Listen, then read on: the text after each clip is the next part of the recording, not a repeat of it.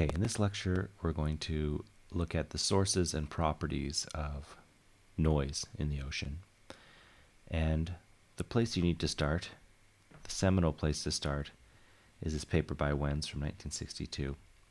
And the key figure here on the right-hand side is a spectrum, series of spectra, where you have frequency over several orders of magnitude on the x-axis and the spectral level on the y-axis in more contemporary units. Someone's translated it at some point. And there's a bunch of different lines here, and they're all attributed to different sources of noise in the ocean. And so, first, just want to talk a little bit about the natural noise sources. So, first of all, we have this black line here, which is the minimum noise, and this rising thermal noise floor, which is noise due to molecular agitation. That's being measured in the lab. Comes in, sort of in the tens of kilohertz at the very low ocean noise levels. The most significant noise source in the ocean is bubble noise, and this is noise generated by breaking waves of the ocean surface and associated with wind or the sea state. And there's a beautiful paper by a fellow named Minart from the 30s where he relates the size of a bubble to a few different thermodynamic properties and the frequency, the resonance frequency of that bubble. And essentially, the noise created by a breaking wave is an ensemble of resonating bubbles, resonating mostly because of their formation. As the wave breaks, it entrains air. And that is sometimes given the name the Knudsen slope here, f to the minus 5/3. And these series of blue lines are all these Knudsen sea state curves that have that characteristic slope, which is due to the distribution of bubbles within the breaking wave. And the amplitude is related to, or I guess I should say the power is related to the sea state in question. Lots of really interesting work has been done on this, and the general idea is as the wind goes up, the noise level goes up to a certain extent, and then of course the bubbles themselves can actually act as scatterers or masking elements in the water. So at a certain point, the bubbles actually reduce noise as the wind goes very high. We're talking 50 knots.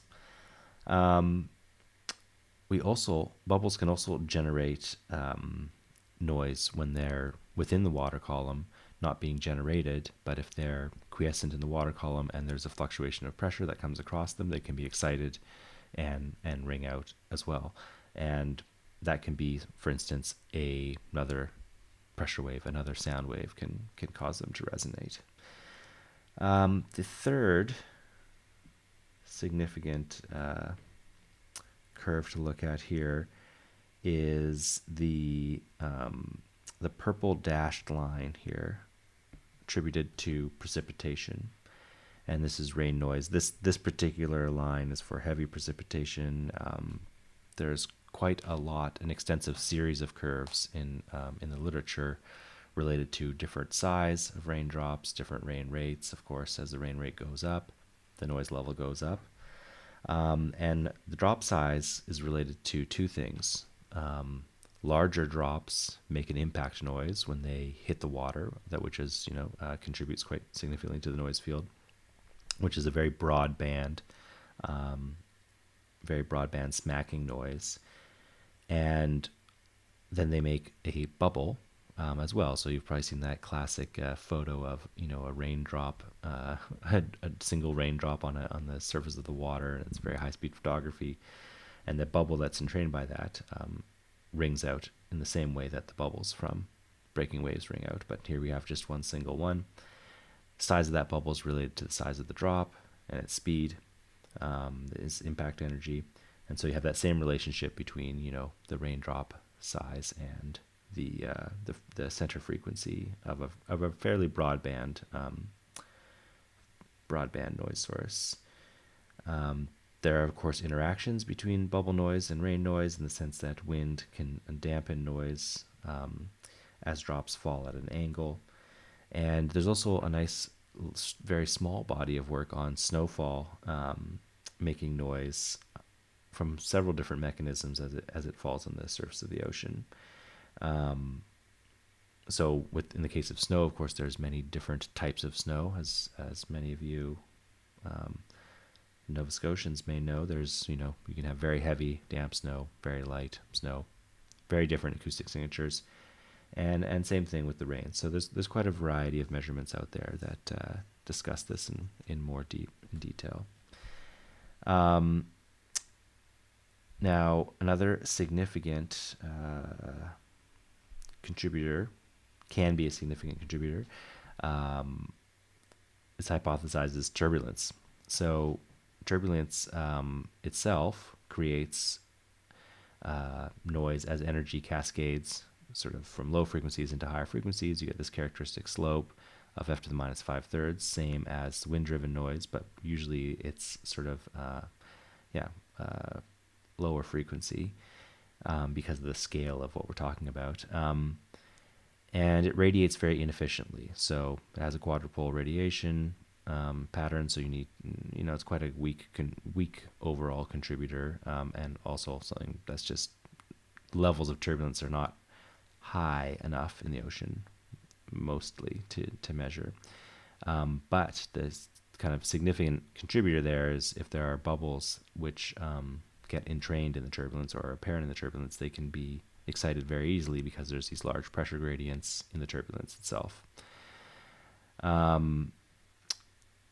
low frequency, there are standing surface waves, the long and Higgins effects, where you have these microseisms, which are, standing surface gravity waves in the ocean. When you have hard boundaries, for instance, a cliff type cliff type coastline, then you get these standing waves at a certain frequency, and this causes this, long and Higgins effect, which has been observed quite nicely by land-based stations and hydrophones deployed from land. That brings on a whole other class of seismic type noises. Again, mostly low frequency. You have volcanoes and earthquakes.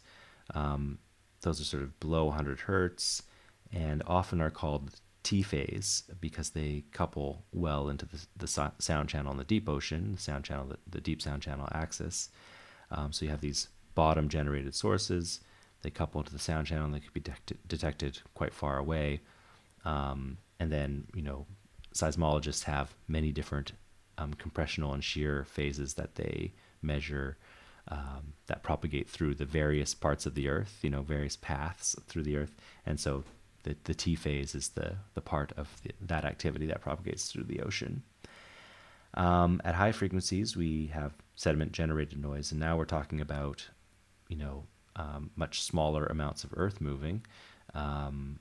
But right at the boundary layer and the seabed, you can have, suspended sediments from currents or even from wave action in super shallow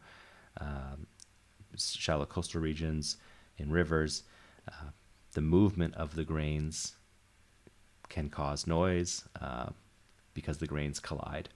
And that noise, again, just like with the bubble, the frequency, the center frequency of the noise is related to the size and the material of the grain. Of course, it's an ensemble, so you get these very wide band signatures at very high frequencies, and it can be quite noisy depending on what the action is. For instance, in the tidal channels in Nova Scotia, there can be gravel being moved around because there's very, very strong currents. And so that can generate just a massive amount of wideband noise. Turbidity currents, for example, have also been detected by their acoustic signatures, and that can be quite fine. We're talking about quite fine particles, but just a huge number of them colliding. And then I've left out here at the end more deterministic sources. So ships, which are basically point sources. We've spent most of the class modeling these types of sources, and biological sources. There are some which we can kind of blur the lines between deterministic and stochastic. For instance, snapping shrimp, which are present in most of the coastal ocean, you just kind of hear them all the time, and they can be uniformly distributed and kind of make that sort of that random signal when you have a large enough ensemble of them. And schools of fish can also act this way as well. So you can have, vocalizing fish surrounding an array, and it may appear to the array that they are sort of uniformly distributed. But most animals we can kind of describe as deterministic. We can see their signatures. We know that it's a single animal or a group of animals in a single place, and we don't really consider that always to be noise. But in general, we can think of the noise in two different ways. One, the noise is obscuring the signal. We want to figure out ways to filter the noise or to design our antenna to avoid minimize the impact of the noise and maximize our detection of the signal. But we can also look at noise as being something that contains information about the source, right? So be it breaking waves or rain, we can invert some properties of that source by, coming up with models, but also the propagation environment. So we can, use the noise to probe the propagation environment in the same way that we'd use a signal, for instance, as a fathometer to measure the structure of the seabed, the position of the seabed, or to measure the geoacoustic properties of the seabed. We'll talk a little bit more about that, but I want to start with something relatively straightforward, which is just looking at all the properties of the noise that we really care about. So that Wentz paper gives a really nice overview of all the important spectra, the kind of characteristic spectrum, all these noise processes, and it lays out which bands they are and gives some, approximate levels. But I'd like to talk about spatial correlation of noise, or the directionality of noise. We're going to show those two things are related, and I want to talk about why that's important, why it's important to understand and to be able to attribute different directionalities to different noise sources. So we're going to start first by just looking at noise gain on a linear array.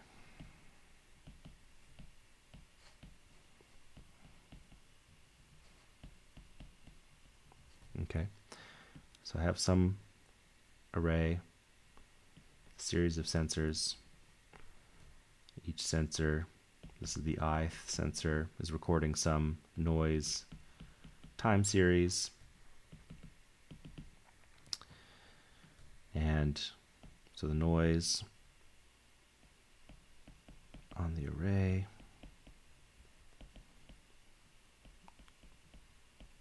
is given by Ni of t, and of course we can Fourier transform that into the frequency domain, and I omega. And so the output of the array, let's say, it's going to be N1. We just coherently add all these up. I'm going to say I have M elements.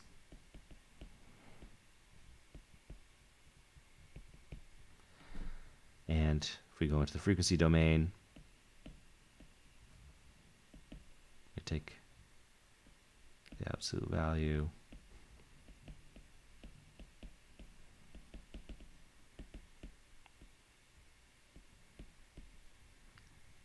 and we'll take the mean square root of that.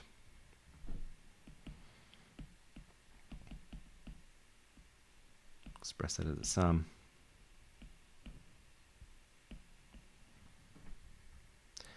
Now, if we say that the noise is homogeneous across the array, okay, which is just saying that it's spatially uniform,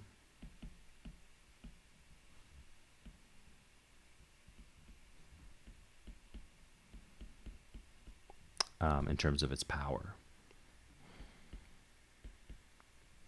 I should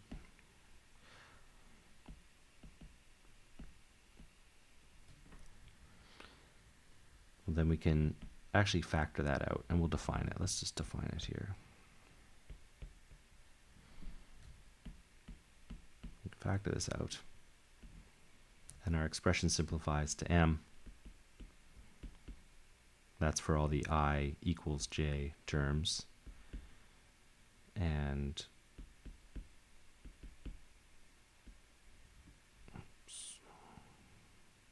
m. And then we're left over with all these cross terms. And this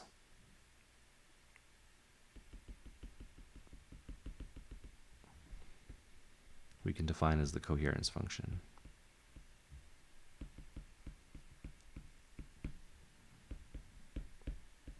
Capital gamma ij. And it's simply the normalized cross-spectral density.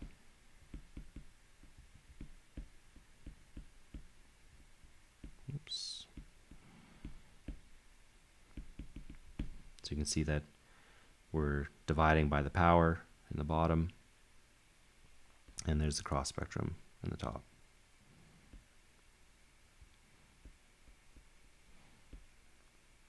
Well, okay, that's a little small, I think. That's not really showing up. Okay, but that cross spectrum is for all pairs of elements on your array. So what this is telling you is that you have this inescapable contribution of the noise from the product of the first term. The more elements you add in your array, the more noise noise power you're going to be adding. But what's really important as well to minimize that noise contribution is this cross spectrum, or this normalized cross spectrum, the coherence between two sensors.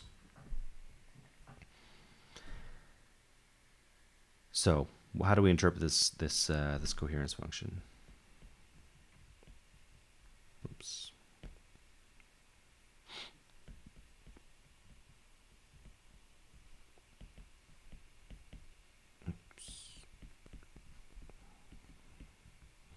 So the coherence is directly related to noise directionality.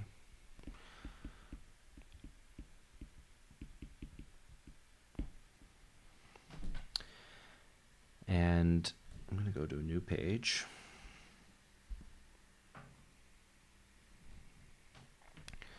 So I'm going to say let f of theta be the directional density. And by directional density, I mean the noise intensity per unit angle. Okay.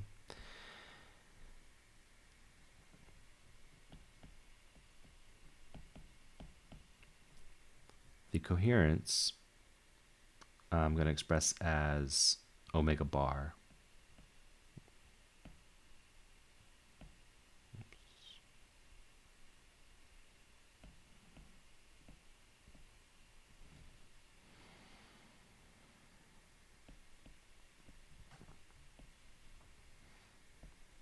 Where omega bar is equal to omega d over c.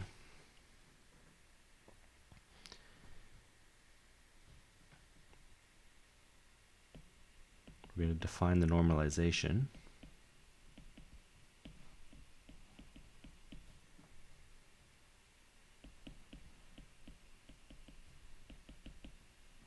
For the directional density function, just that its integral equals 1. So what exactly are we talking about here? Well, we have x1 and x2, two hydrophones, and then noise is coming in from all angles with different intensities, and that's what makes up this f theta, this kind of polar pattern of noise. Now if we just look at one angle,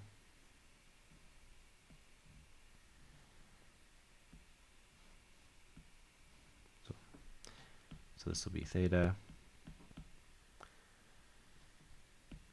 have some d theta. And we're just looking at the noise within this angle propagating towards these two sensors.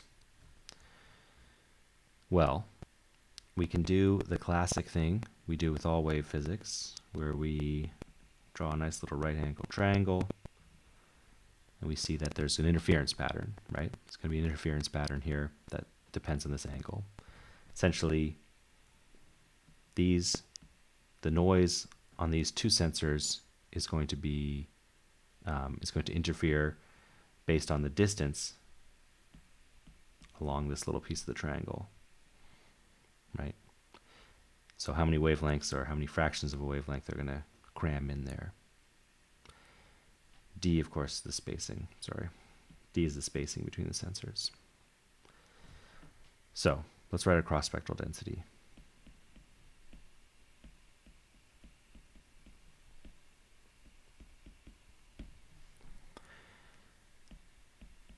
Well, let's call it S12 is equal to the Fourier transformed signal from X1 times the complex conjugate for your transform of X2. Now the interesting thing is the same signal is arriving at both sensors. One just has a time delay because it has to propagate a little bit longer over d cos theta. So we'll say x1 of t is equal to x2 of t minus d over c cos theta. This is the time, the extra time it takes to travel to x1. If we take the Fourier transform of that expression, we know that Fourier transform of x2 t minus tau is equal to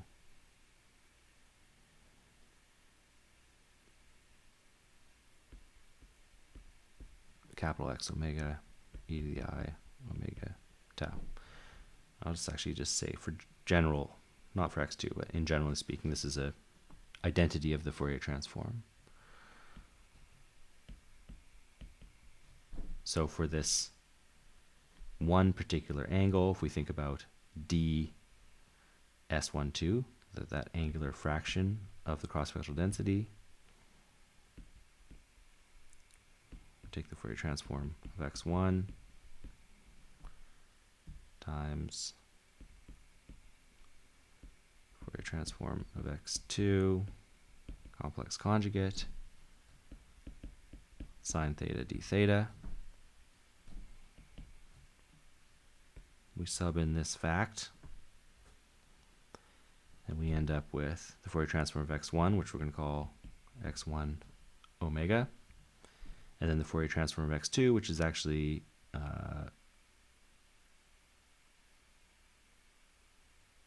x1. Okay, it's mixed up there, but it's all right. We have x1 omega e to the minus I omega d c cos theta sine theta d theta.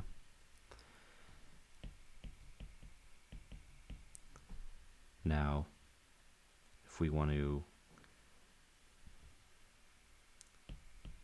integrate that whole thing,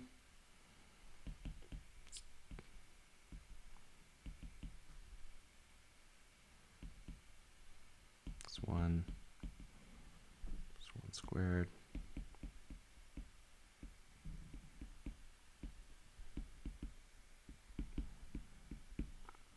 and then by the normalization you can see that we have the coherence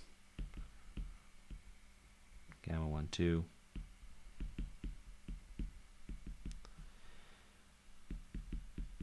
and this becomes the directional density or the noise intensity per unit angle, exactly what we define, how we define this, the normalized version of that, right? And this exponential little phase term. So we have a direct relationship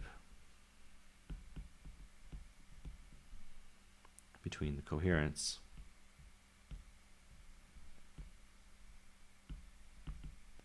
directionality of the noise.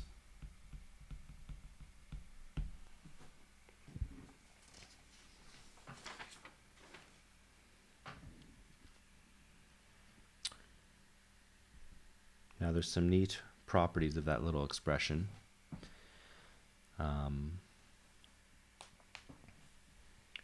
If we translate it in terms of alpha,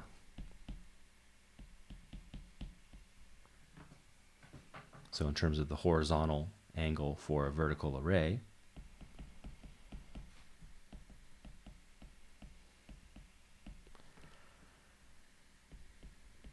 it becomes quite simply minus pi over 2. Now we're looking up at pi over 2, down at minus pi over 2. F bar alpha e to the I omega sine alpha, omega bar now that we defined earlier, cos alpha d alpha. And we can think about F bar as decomposing into two components, an even component and an odd component. And just to refresh yourself, you know, even component means that this is true, an odd component means that this is true. Okay, so really what we're talking about here is we have some noise directionality function. We want to decompose it into shapes which are either even or odd. Okay. Now we can sub that into our expression.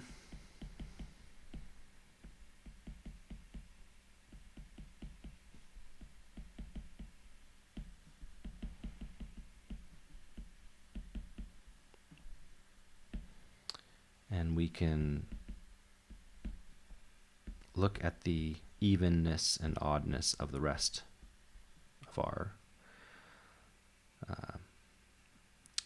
of our expression here. So we know this is always even. What about this? We've got to split this.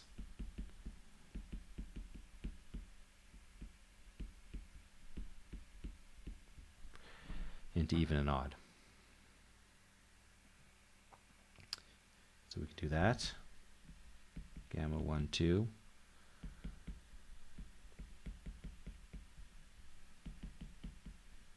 We'll have our even part here. Cos omega sine alpha. Cos alpha d alpha. As our first term.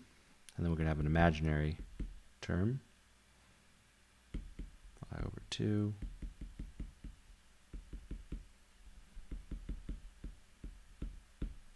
With the odd component of the directional density, sine component of the exponential, and our cos alpha d alpha. So this is, let me use the colors here. Really should exploit that more often. This is even. This is even. We have a cos here, so this is going to be even. And we said this is even. And then we have that this is odd. We already defined that. And we have a sign here, so this is odd.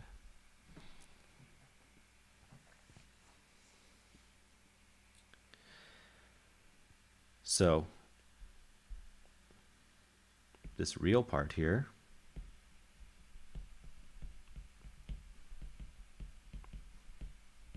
is all even about the horizontal. And here we have this imaginary part because it contains some odd components. It's odd. And so that's telling you that in this simple relationship, you know, the even parts, the even part of the noise directional density function, so say a wave that's coming directly horizontal, or isotropic noise, contributes only to the real part of the coherence. Whereas, for instance, noise that's coming from just one angle, but not its, symmetric angle about that horizontal line, is going to contribute to the imaginary part. So this is a, very nice way to relate things to the processes that are happening in the physical world. And so we can exploit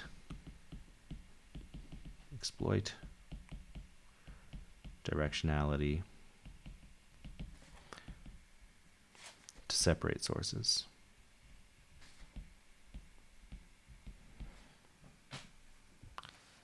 And these can be distributed sources. So I'm not talking about, trying to resolve two separate ships. I'm talking about having a signal arriving on a sensor that has a wind component and a vessel component, a ship component. I've used vessel and V since we already used S earlier. Okay. And similarly, we're going to have another time series recorded on another sensor on our vertical array. Okay.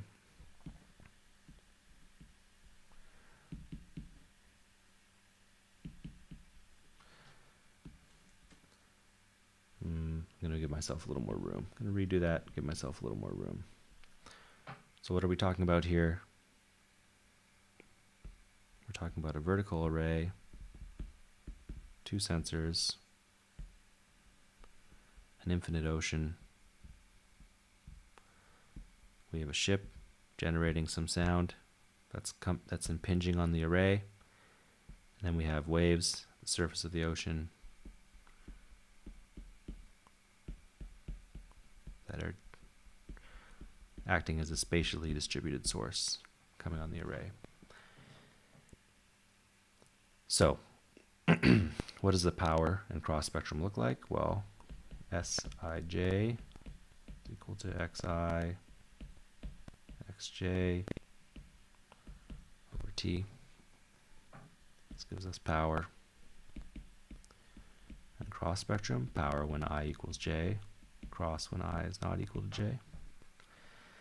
And if we, Fourier transform our expressions at the top and sub that into this little expression, we get Wi, Wj,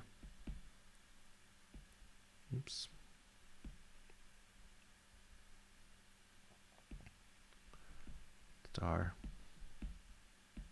plus Vi, Vj star.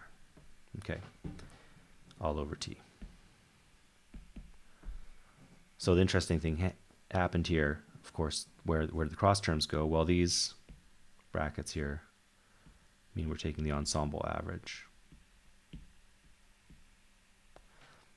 So practically speaking, we're taking Fourier transform of a noisy process. We're taking several estimates of that Fourier transform and averaging them together. And so, your cross terms, which would be the average of, say, Wi and Vi, they're totally uncorrelated, right? Ship noise has nothing to do with the surface noise, so this goes to 0 because of the ensemble average. Okay. So if we take that same assumption we had before, that assume noise power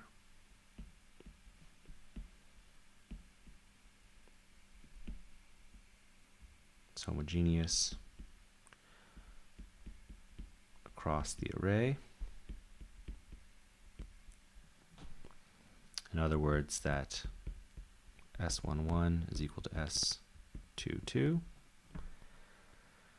Well, we can write our coherence, which is going to be S12 over the square root of S11 times S22. And that works out to W1, W2 star over W1, W1 star plus V1, V1 star plus a second term, which is V1, V2 star over W1, W1 star plus V1, V1 star. So really what we have here, each one of these terms, is this is basically the this is the wind divided by total, right? So the proportion of the noise field that's due to the wind.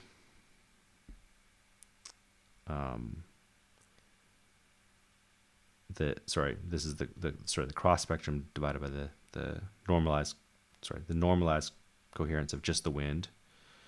And this is the normalized coherence of just the ship. So ship for total. So you can think of this as the wind coherence, and this being the ship. We can make our lives even easier. We can define the frequency dependent coefficient beta as V1, V1 star over S11. And this is just the percent, well, okay, percent is not the right word, fraction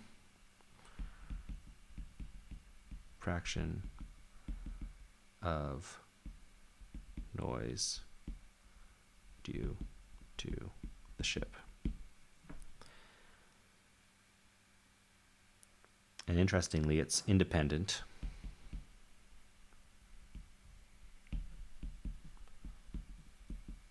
of the total noise level.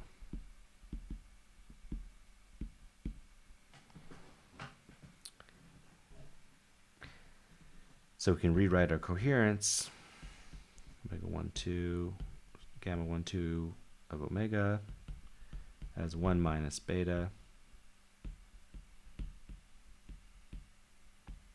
This term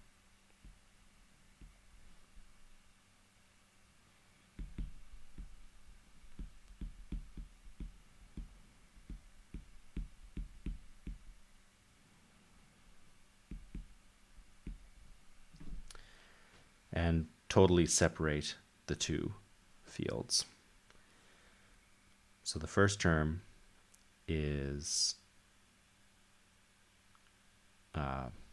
this gives you the fraction of noise due to the wind, and the second term gives you the fraction of noise due to the ship.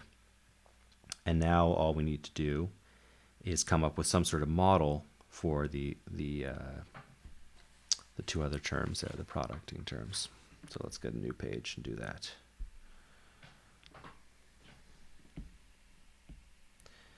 So we need a model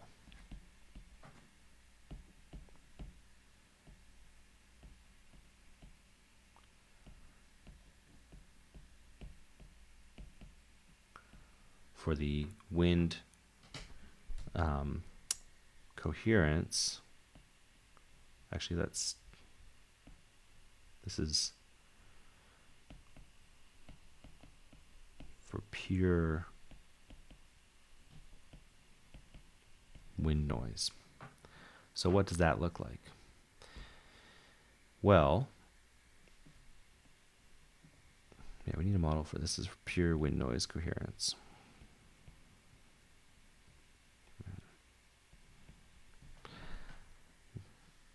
Well, what's our simple physical model for wind noise?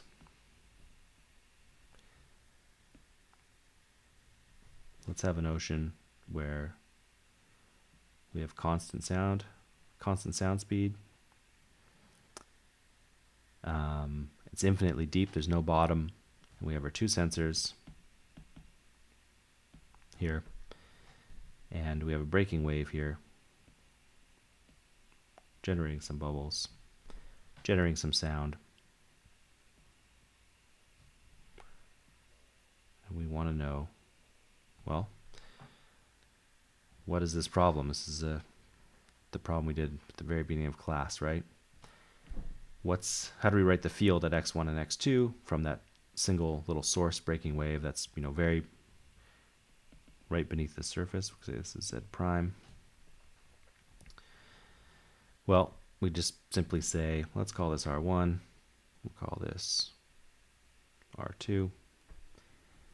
And we'll say that pressure at x1 is equal to e to the I k R1 over R1 plus an image source, e to the I k R1. Oops, yeah, okay.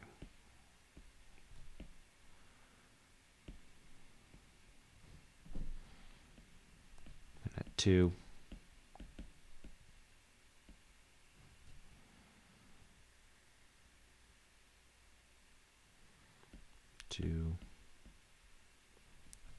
and then we'll make our image source.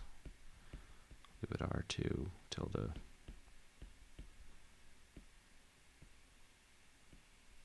Right? So replacing the image source here.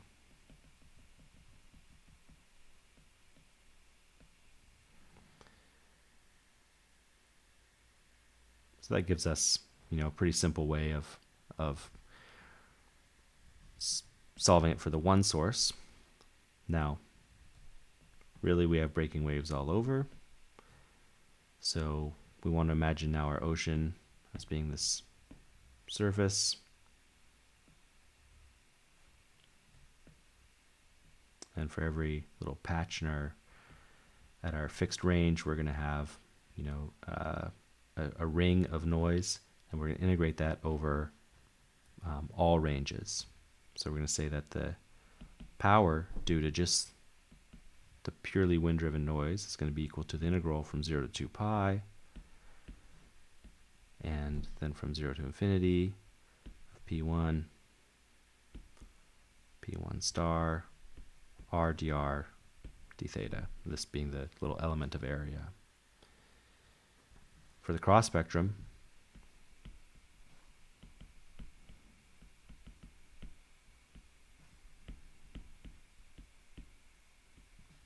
now we just take P1 times P2, r dr d theta. Okay. Let me write out some of the assumptions we made here. This is a homogeneous ocean.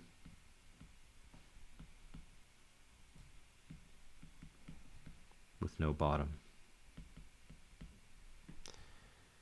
We did that because that makes life easy, right? And we can write out P very analytically, truly analytically, and then we can actually evaluate these integral. So the solution is actually pretty straightforward.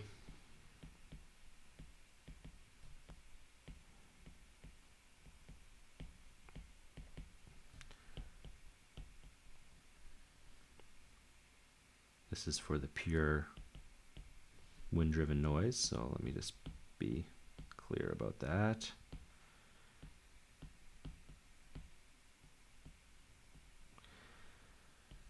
We end up with 2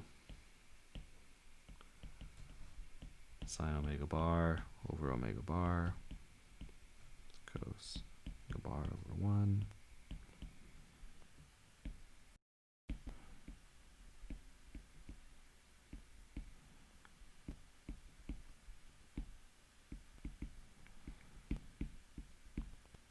Imaginary part, and this is called the Cronin-Sherman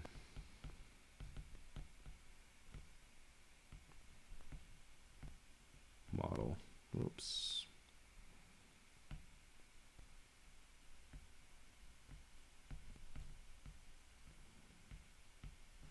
And devotion.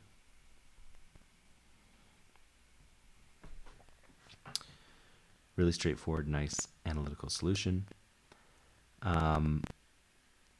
We can compute the directional density function using our relationship from before. We end up with this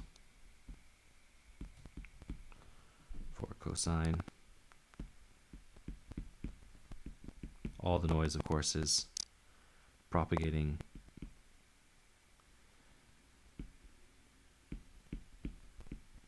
from above. That's why we have this imaginary part, because we know our directional density function is not going to be purely real. It's not going to be purely symmetric about the horizontal.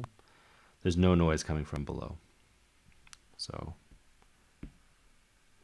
looks something like this. Well, that was very, very poorly sketched. You think this tablet would make life easier, but it's just as hard as the board. No noise reflecting off the bottom because there is no bottom.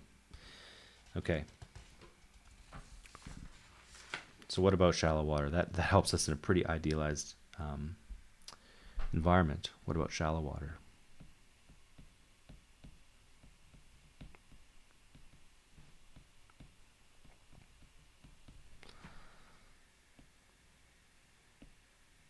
Okay.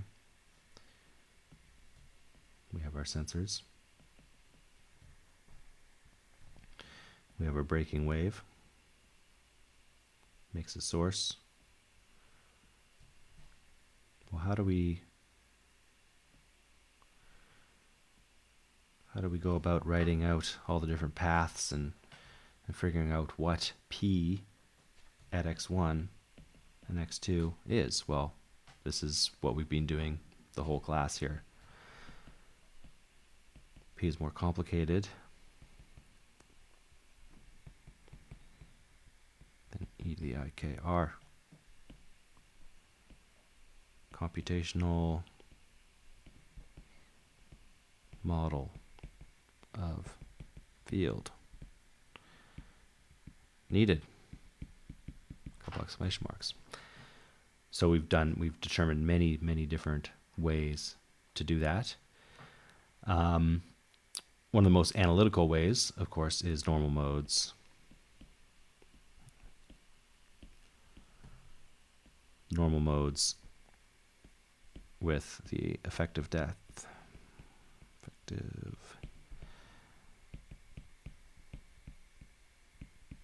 Depth approximation, because that's very analytical. We could see ourselves actually, solving the integral.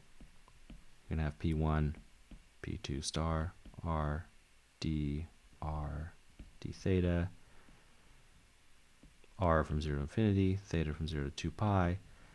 That's going to give us our wind noise power, right? Oops, W12.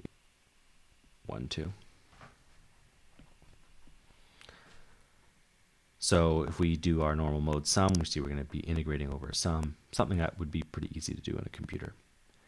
Okay, let's just look at this conceptually, right? When we've looked at shallow water waveguides, we looked at a couple different seabeds. We had the fast and the slow seabed, right? Depending on the composition of the sediment. So if this is a sandy,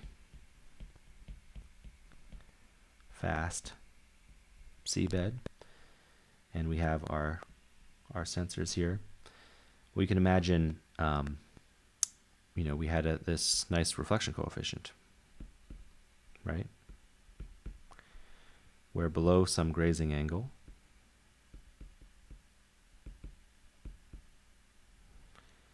we had total internal reflection, a reflection coefficient of 1.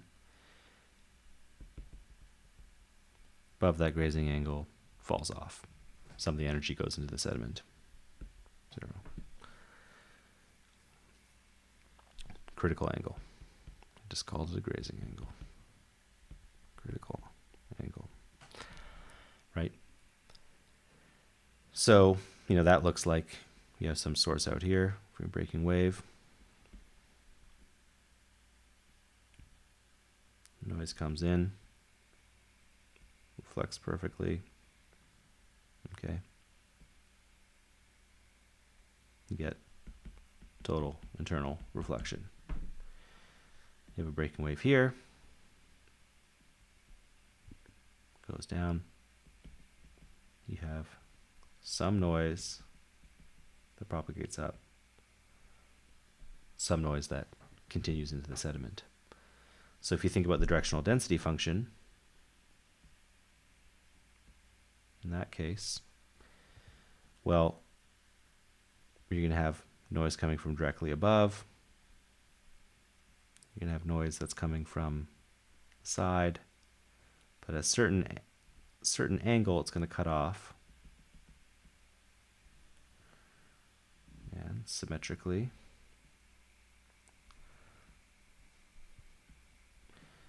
And this angle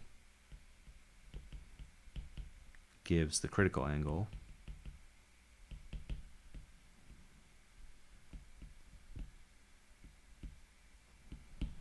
of the seabed. So just by looking at the directionality of the noise, you can actually infer sediment properties. That was the geoacoustic inversion that we promised at the beginning of this lecture.